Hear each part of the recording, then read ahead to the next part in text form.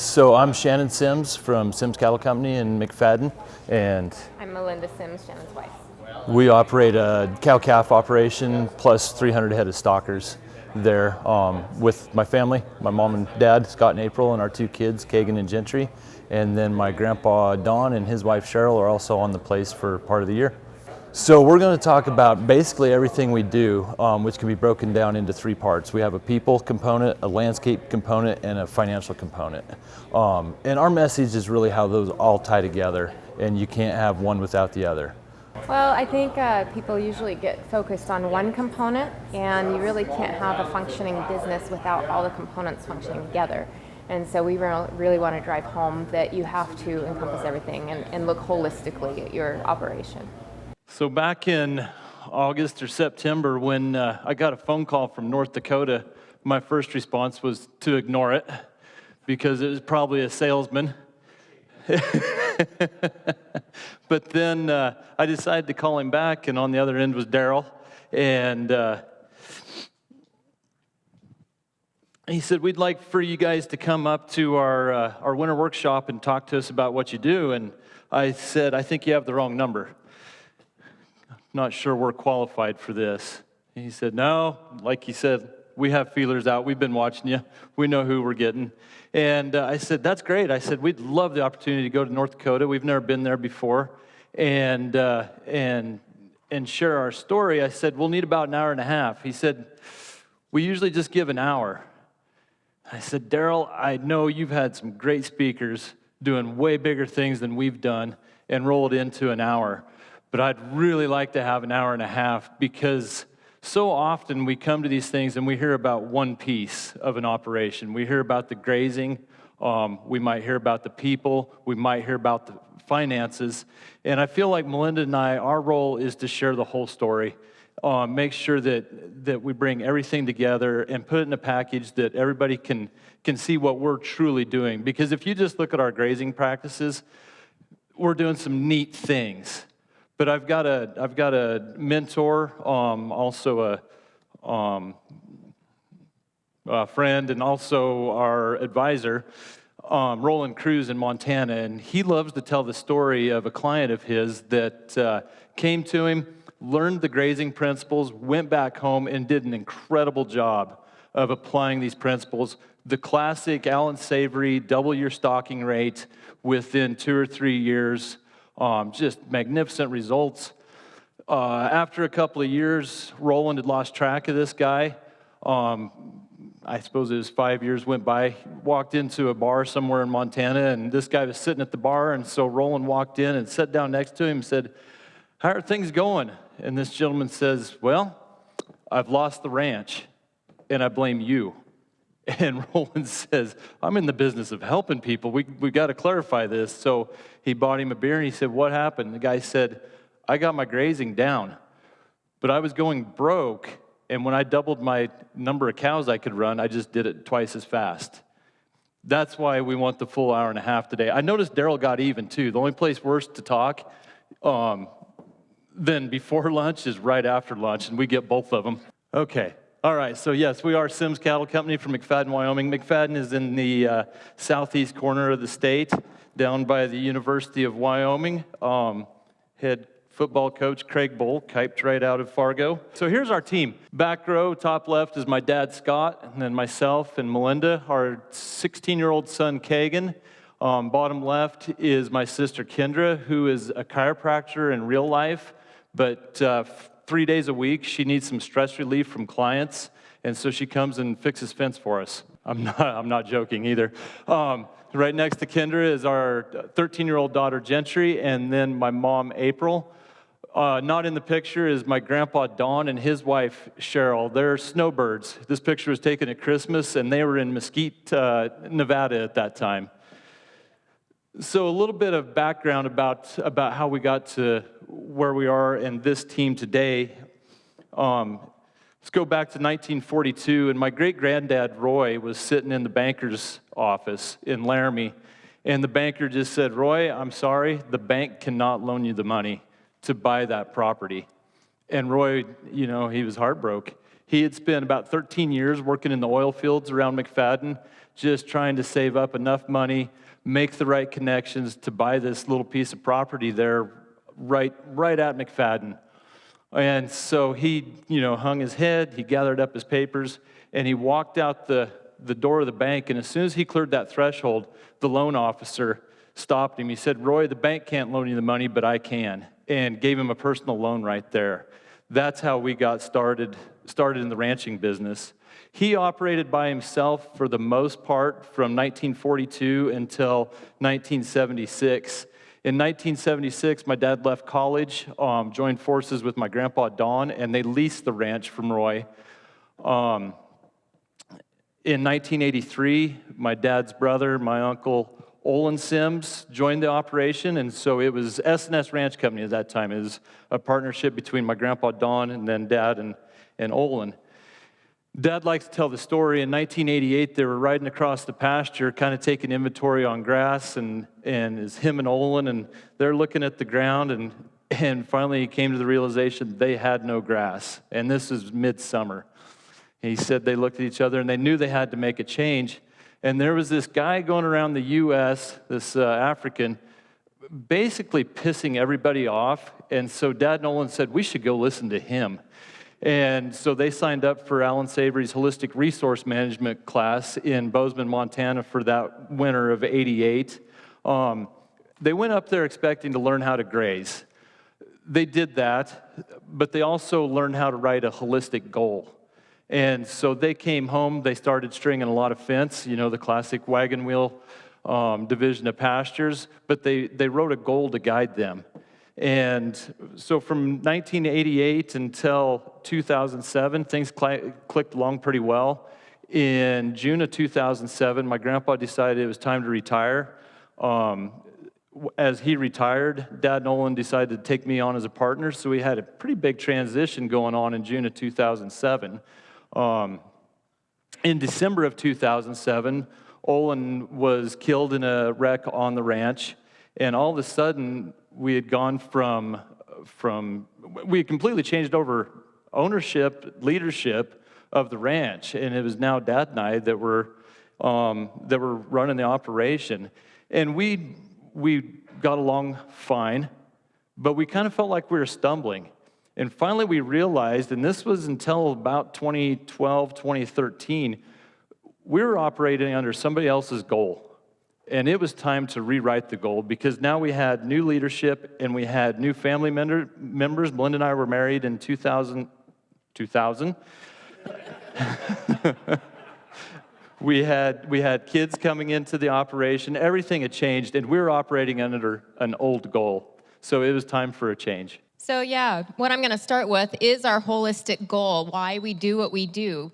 This is the basis of our entire operation. It's a roadmap for where we want to go and how we want to conduct business and how we ultimately want to live. This goal ends up being a conglomeration of everyone's needs, wants, and desires for our ranch and the business brought into one document that anyone can go into a file or if it's framed on their wall, wherever it is, and read it and be reminded of what we wanted as a family.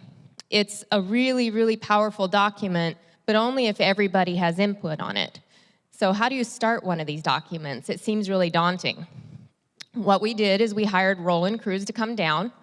It was a 2-day event for us. We included all 5 adults, so Shanon and myself, his parents, and his sister in this process. And we ultimately just laid out what we expected of the ranch, of how we work, our business desires and goals, and what we expected of each other into this document. And it was a really hard process. There were a lot of tears and a lot of realizations. We didn't know that his mom wanted to travel to Australia. We had no idea. So that was something that we were able to work into our goal, is the freedom to be able to get away for a little while. We didn't know that his sister felt so stressed out by being part of the management of the ranch that she couldn't handle it. And so we were able to let her just come home and be a hired hand. That's all she wants. Shanon didn't know that I was tired of being the rancher on call. You know, you have the baby in the bathtub and dinner going, and he calls up and says, I need you to open a gate. You're not busy, right? I didn't want that anymore. I wanted to be part of the management. So we were able to get all of that out and into one document. So this document, this is just a little excerpt of it, and this is part of our lifestyle goal. The goal encompasses our lifestyle, our production, and our landscape. So these bold words, you see freedom and able to choose our profession and showing our kids fun and rewarding work experience, those are actual words that we had put up on a board of what our expectations were from the business and from each other. So everybody's words were incorporated into this document so that we all have ownership in it. And it becomes so much more powerful when you say, hey, I remember saying that I want to show my kids a fun and rewarding work experience. You actually buy into it then. This, like I said, is the lifestyle part of it. There's multiple aspects to this goal. At the end, we'll put up our website information. Our entire goal is up there for anybody to read at any time and take inspiration from or critique or whatever you want to do with it, but just to get ideas from also. Okay, so this is the second part of those 3 goals, and this is our outcomes of production. It's outcomes of production. It's not what we want to produce, but it's what we want to ultimately value as a family when we produce beef or whatever it is. So the first part of that is that we manage our resources in such a way that inspires others. We don't mean we want everybody to come see what we do and take it home and apply it. What we mean by that is that we want to open a dialogue. We want to be out front. We want to be one of those farms that Lana was talking about earlier that's trying things that the government goes, hey, we should probably see if there's something to this. We want to be an operation that people can come to, ask us questions, pick apart what we're doing, and get that dialogue moving to move the industry forward. There was a banker in Laramie in 1942 took a chance on a kid from McFadden, Wyoming, and we feel like we should give back because of the chance that banker took. The second outcome of production is that we want to produce a high-quality, healthy livestock adapted to our climate using low-stress animal handling. Our climate is harsh. Everybody's climate is the worst place to live. I understand that. Ours is really harsh. And it takes a special kind of cow to live there. We have 2 choices. We've tried it the other way, where we bring in lots of protein. We do it the hard way. Or we find a cow that fits our situation without, genetically, honestly. And that's part of the goal, just a reminder of that. The third one is that we produce a product, grass or livestock, that we are proud of, yet continuously looking to improve. This is our edible landscapes portion. We grow grass. We don't have a lot of soil where we're at. And we don't have a real long growing season. And so for us to be able to create an edible landscape, we have to put that grass through a cow. This reminds us that there's other ways to harvest that grass, though. We've tried sheep in the past. I don't know what the future is going to hold. What we're ultimately doing is harvesting sunlight. Cows happen to be the most effective harvester at this point. And then, to me, this is the most powerful one. We've taken control of our business because of this formula. This is back to Roland Cruz. He helped us come up with this. And that is income minus planned profit equals expenses. So we decide what we want our profit to be at the beginning of the year, and we work backwards through our expenses to get to that point. Now, I wish it was as easy as it sounds. We do not hit that goal every year. It's a goal, right? This particular year, it was 10% of our total income adjusted annually. I think this year we set it more like 5%. If we break even with some of the markets this year, we're going to be feeling pretty good. But we've set that goal and we're striving for it. We're not price takers. We set what we need to do. Sorry, we are price takers. We're still in the commodity market, but we have control over the inputs that we put in. So as I said, we have 3 parts to our goal. Our landscape goal is actually the largest part of our goal. It encompasses a lot of areas. This goal right here is specific to rangelands. We have a section that's specific to riparian areas, one for irrigated lands, for stream health, and also our headquarters. This reads that we strive to encourage healthy, properly functioning landscapes. On our rangeland, we're striving for 80% ground cover, and I want you to note that 80%. We're going to come back to that later.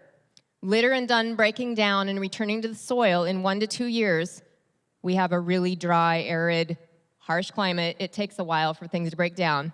and that we're forming enough litter number 2 to cover 25% of the soil. We expect to see an abundant amount and diversity of micro and macroorganisms.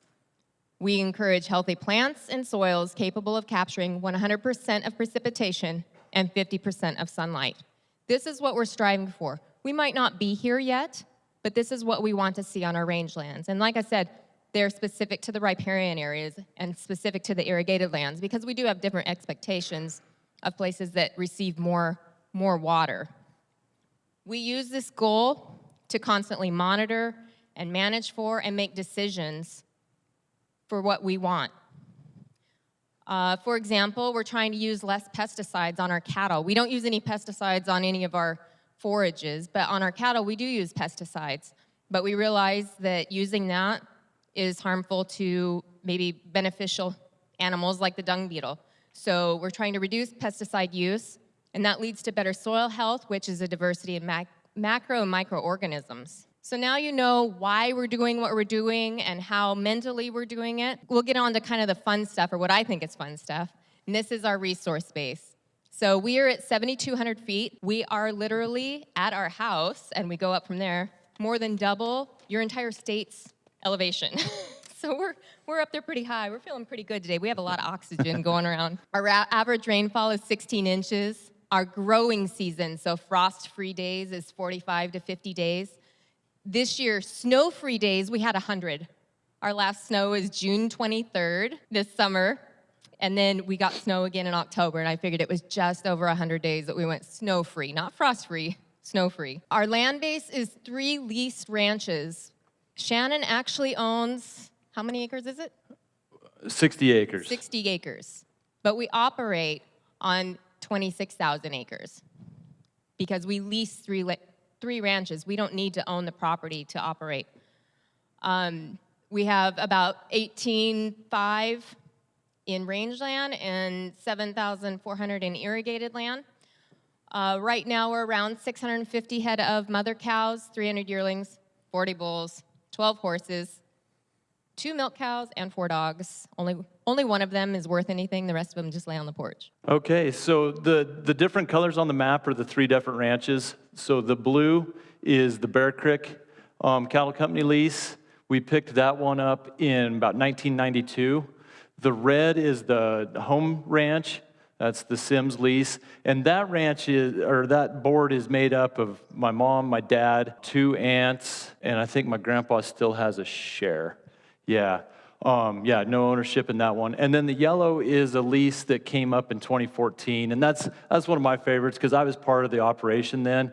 The previous tenant moved on to do something else. The owners came to us and asked us to lease it. And that was a big decision, that was taken on a fairly sizable piece of property and spread out. But they had seen what we were doing, they came to us, it was great. So that 26,000 acres is split into 141 different pastures. And I think every time we give this talk, it grows. I think we started out like 125. We run 2 to 4 grazing herds. In a perfect world, we would run 1 herd just because of the ease of management. We only have to check 1 herd. Water is limiting in our area. The red ranch there, the Sims lease, there's portions of that where we operate off of a spring that flows about 3.5 gallons per minute. That's why the 300 head in a herd. Wintertime, we have some considerations there too because of classes of livestock and needs. So 2 to 4 grazing herds at any time works out pretty good for us. We move between pastures every 3 to 6 days. So during the summertime, we're moving every 3 to 6 days because we're trying to avoid overgrazing plants. And what is overgrazing? It's taking a second bite before that plant has had a chance to recover. And so during fast growth in May and June for us, we're trying to move every 3 days to avoid that second bite. Now, when we get into late summer, fall, and especially winter, we're moving every 3 to 6 days because of the animal. Everything's dormant that time of year. We're not making a lot of progress on the pasture land, but we're cycling those nutrients through a cow. Protein will cycle through a cow for 3 days before she completely uses it up. So if we can move on that kind of rate, we can avoid a lot of supplementation. I don't know how it is here. Everything seems like maybe it's smaller pastures, but maybe not as small as I expected when I got here. But you talk about moving 2 to 4 herds every 3 to 6 days in our country, and people panic because they think moving cattle is going out with a bunch of cowboys, gathering big landscapes, moving everything through the pastures, and then trying to pair them back up. And that's not really true in our case. This is a video that Melinda and Gentry took a couple of summers ago, just to show what a move looks like for us.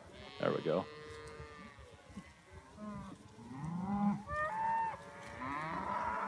So it actually took longer to get to the pasture. It took me about an hour by four-wheeler to get to the pasture than it did to even think about moving these cows, as you'll see. They know I'm there. They kind of know the routine. And that can be good and bad because sometimes they think they need moved when they don't need moved, and they'll kind of swarm you at a gate. But I just had my daughter standing on the four-wheeler, and as you can see, they're not even out of grass, but we also didn't want to take too much. We want to leave pretty good residue. That was in fairly fast-growing times there. This pasture is, what, about 100 acres? No, that one's only about 40. That one's about 40 acres, okay. And they're keeping their calves with them somewhat, but the calves also know the routine, too, by this point, because we've done this from day one with the calves. And a lot of these cows will go ahead and go through the gate, and I leave the gate open for 24 hours. They'll go back and pick up their calf, and by the next day, you might have 1 or 2 calves back. This particular move, I think there was 1 calf back, and Mom was going back to get him by the time Shanon got there to go ahead and close the gate.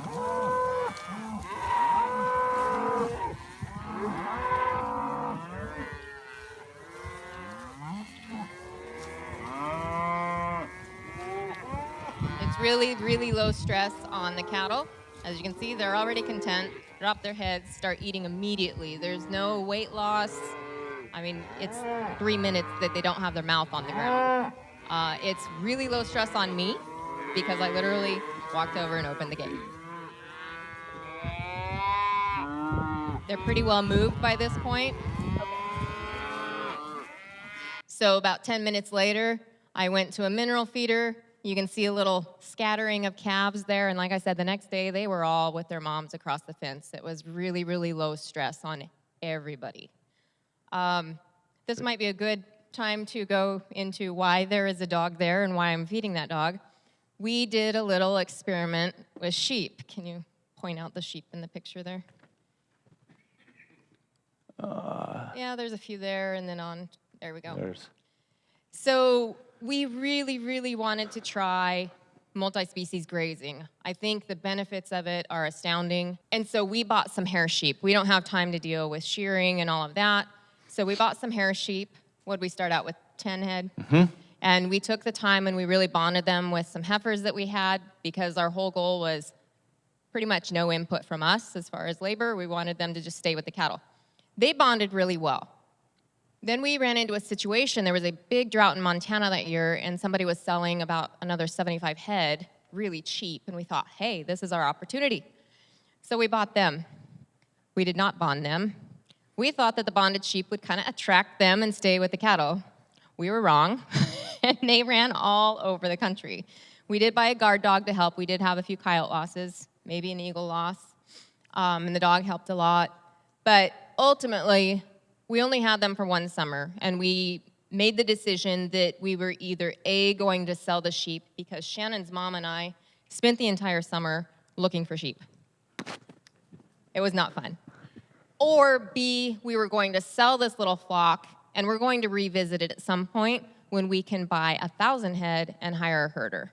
So we haven't completely given up hope of multi-species grazing, but it's not the right time for us right now. Our kids are, still in high school and junior high.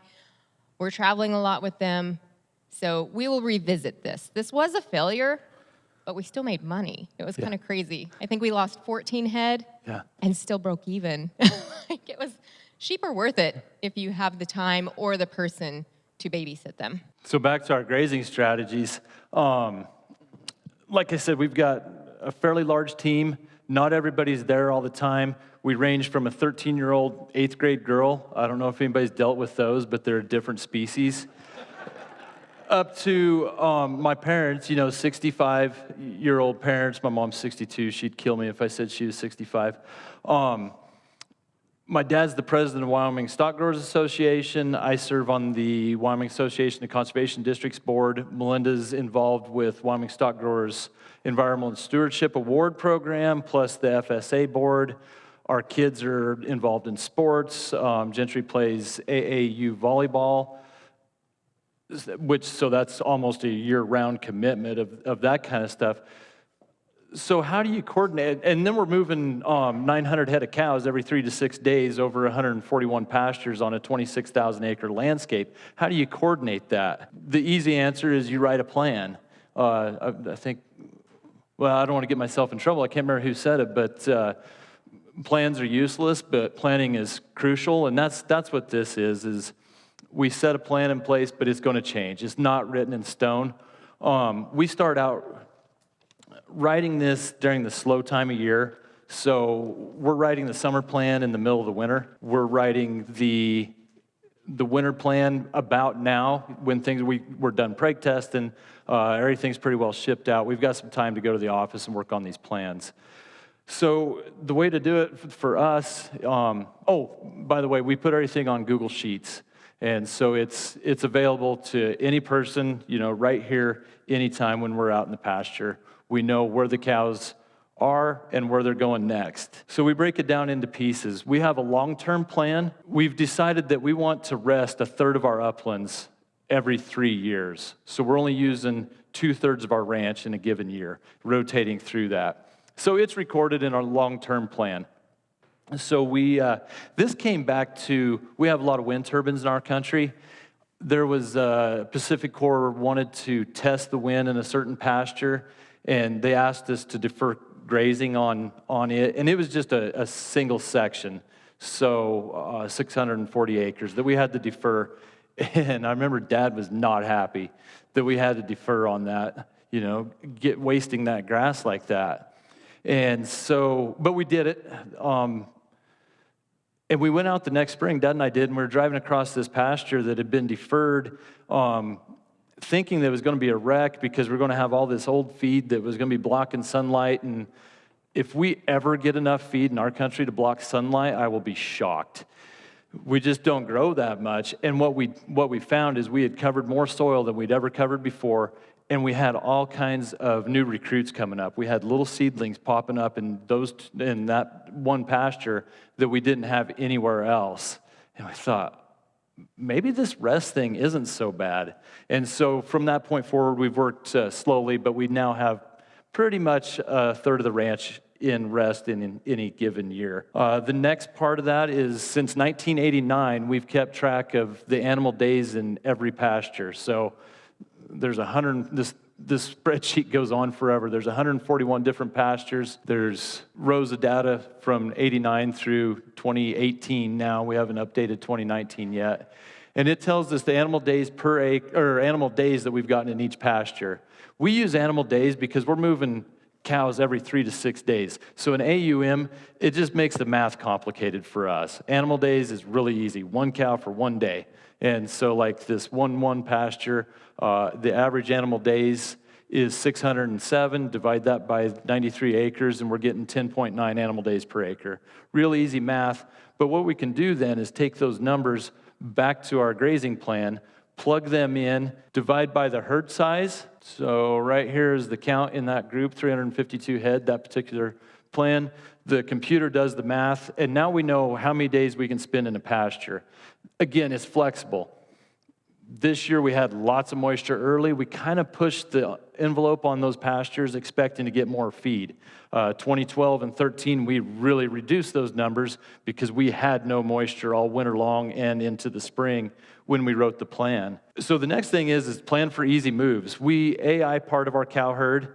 We have kids that are taking fair projects, and then we know we're going to precondition the calves in August, September. So we plan for those things. We make sure that we're going to be close to a set of corrals. when it's time to AI. We make sure we're going to be close to a set of corrals when it's time to vaccinate. It's all written down ahead of time when I've got lots of time to either sit back and watch TV or think out the plans. And I don't really like TV, so I think out the plans. But it's always adaptable because you never know what's going to happen unexpectedly. Maybe the girls qualified for a championship we didn't plan on. I'm not going to miss that. They're only in 8th grade once. I'm going to be there. So we'll change the plan a little bit to where I don't have to be home to move those cows, or somebody else can make the move. It's adaptable. It's kind of like anything else we do. It's adaptable. It's also, we take an ocular estimate. We go out. The plan might say three days. We'll go out on day 2, and if the cows are ready to move, you guys know what that looks like. It's time to move the cows, you do it. Or maybe you go out at day 3, and they're lounging around, and they don't even look at you when you show up. We leave them for another day and get what we can. So we drove all the way up to Bismarck, North Dakota, to tell you guys what we've been doing, and tell you guys that you should consider high-intensity, short-duration grazing and writing goals and all this stuff. And I thought, how am I going to quantify this to people to where they don't think I'm just a talking head, blowing smoke, because everything is completely different in McFadden than it is in Bismarck, right? And a picture's worth 1,000 words. And we've got pictures from 1989 through the present year on transects that we measure every year. I thought, man, this is easy. I'll just throw up a couple of pictures. So I went through, hundreds of pictures, and I found the 2 from the same transect that showed the biggest difference. And this is what I came up with. And I thought, well, that ain't going to work, because I can't see a difference there. Can you guys? So then I thought, okay, back to the animal days. We've got all these records. So I'm just going to plot out and show how much we've improved our animal days per acre. So I plotted it all out. And what it looks like to me is some years we got rain and some years we didn't. But I've got a BS from UW. So I added a trend line. It doesn't look like much, but check that out. That when you run the numbers over 26,000 acres, we're running 60 additional cows. It doesn't seem like much. That's 10% more. I think that's worth something. And then when we break it down a little bit further into the pasture size, we've got pastures that range from 5 acres to 1,300 acres. And so when we break those down, our smallest pastures are 300 acres or less. We're getting 6.5 animal days per acre on average. A little bit bigger, the 300 to 1,000, we're only getting 4.3. And then once you get into the big 2-section pastures, now we're only getting 3.2. So think if we divide our pastures up even more, and we're running 6.5 instead of that 5.1. I don't know the math off the top of my head, but I bet that's another 100 head of cows that we can run. So I think you can use that to some extent, but the problem is, as we make these smaller pastures, are we just severely grazing, or are we truly making improvements? Am I just mowing that off like Morgan was talking about this morning, to where there's nothing less? You would never do that with a combine, but we do it with a cow. And we got to make sure that that's not the direction we're going. So we use sample point monitoring system. I don't know if anybody's familiar with that. The BLM created it, and I really like it because I can go out in June with my camera, and I guess you did it this last year. Anybody can do it. With the camera, go out, set up a 200-foot line on the ground with 10 different hoops on it, take a picture. And we're done monitoring until that winter when we have lots of time. Feed it into the computer, the picture, feed it into this sample point program, and it's given me covered by life form opportunities. So I can take those 10 pictures. For us, I do 100 points on each picture. So I'm getting 1,000 points per transect. For some of those that remember Alan Savory's dart throw method, I believe they said you'd have to do at least 400 points to make that statistically significant. We're getting 1,000. We feel like it's worthwhile. Plus, I can do the hard work in the middle of the winter. But even with that monitoring, what's it telling us? So this particular transect, you look at the grass bars, and again, it's telling us we had a good year, we had a better year, we had a drought, and then we had another good year. But if you come all the way over here to soil, and I'm not sure why we call it soil, that's bare ground. That's dirt is showing. That's what we don't want. But look what we've done here. We've gone from, 23% bare ground all the way down to 15%. We're covering our soil. Go back to our landscape goal. Remember, Melinda said, remember that 80%. We want to cover 80%. We've met our goal on this particular transect. It might be time to come up with a new goal, but we used our monitoring to find out if our strategies were taking us to a goal. I hear so often people using monitoring as a buffer against special interest groups, as a way of satisfying federal agencies. Yeah, CYA. And I don't see people sticking with it. They'll go out and they'll read a transect for a year, maybe two, and then they'll find something better to do. So I strongly believe that if you make it a component of your operation that shows you where you're going and use it as a roadmap, then it's exciting to go out and gather that data. Oh, we do have a question right over here. Do you do any seeding in your grassland? Like some type of cover crop or anything in your grassland, or you just kind of let it be the native range? Okay, so the question was, do we do any kind of seeding, intercropping, or anything like that? Everything's native. Our hay meadows are irrigated. We're getting about 1 ton of the acre on those. We probably could do some interseeding, but our growing season is so short. Even some of the turnips and the brassicas, they don't have time to germinate, honestly. The other thing is I don't know if I get into this later or not. We quit fertilizing and we changed our irrigation strategies. So irrigating in our country is you go turn the head gate on in April or May if you're really progressive, and then you leave it on with a trickle of water running until you run out of water, which for us is the end of June. That's irrigation. We've changed that to where we're doing more of a pulse type irrigating. We'll leave it on for 3 days, just hammer it, shut the head gate off, let it dry out. And then we took all fertilizer away, and all of a sudden we had red clover coming up. I had to ask guys, I had to go to our conservation district and say, hey, what is this? Because I'd never seen red clover. There's a lot of seeds in the soil. I guess in our climate and for our goals, it's more important to see what's in the soil and let it come up than to try to find something that will fit. Does that answer your question? Okay.